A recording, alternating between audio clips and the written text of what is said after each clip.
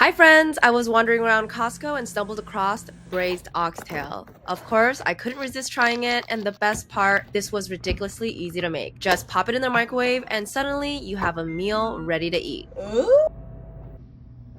Cheers!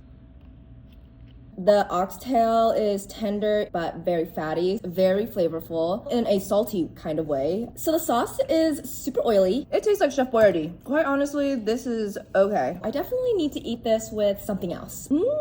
Let's give this another bite. The rice really balances it out. It's good for a quick dinner. I got this at Costco for $30. Quite honestly, $30 for an animal's tail?